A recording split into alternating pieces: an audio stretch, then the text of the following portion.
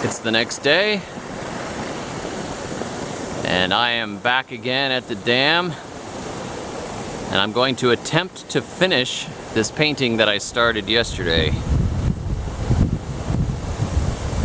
And we'll see if we can pull it off. The first thing I've got to do though is mix up some colors. What I like to do is get the colors down on the palette that are in the scene and then work with them from there. So we're going to do that first.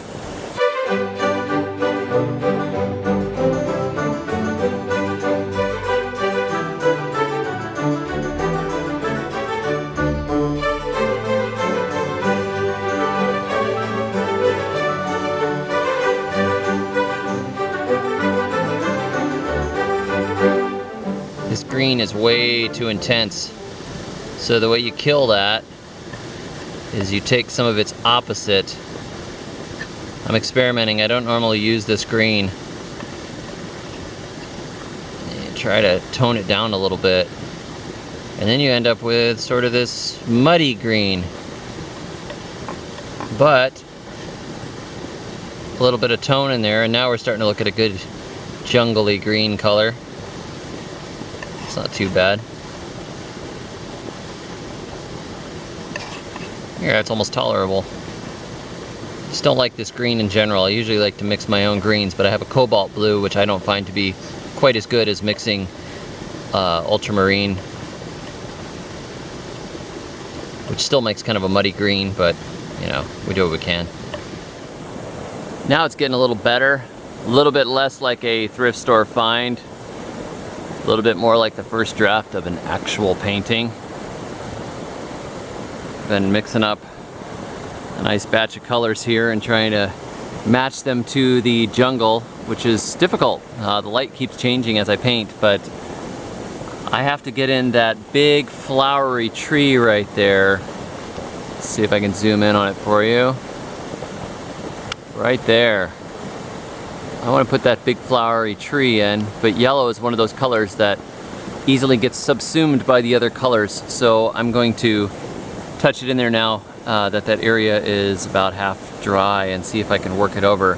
I've been working out the leaves and the shape of the bamboo and kind of getting some color down into where the bamboo is, bringing it to life, and then I've got to really go back and rework that riverbed because that's a little rough.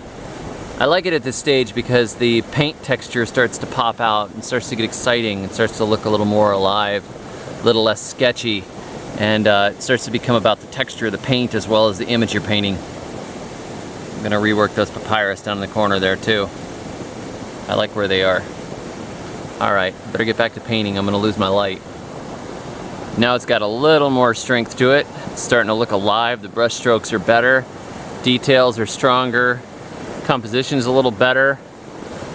But I'm not very happy with the sky right now. The sky, you can't really see how awesome the sky is on this camera probably, but it goes from a deep blue to white, and this is pretty faded out here, so I'm going to give it some strength up in the sky, and then I'm going to bring the sky in down in the river, see if we can make it alive.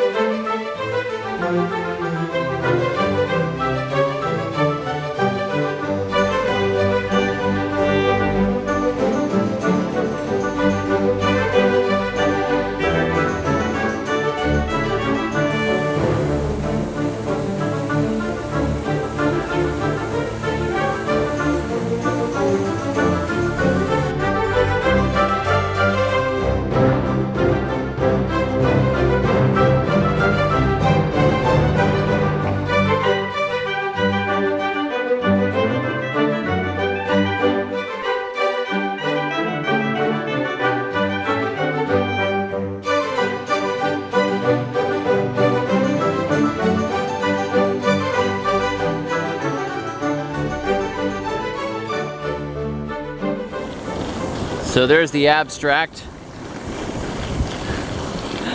And here's what I got done here.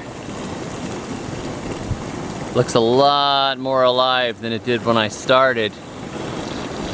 But again, I'm running out of light. You probably can't tell on camera, but kind of running a little thin right now. So there we go, not too bad. Thanks for joining me for another episode of Painting with David the Good. Be sure to like and subscribe and catch me on the web at thesurvivalgardener.com. And until next time, keep growing.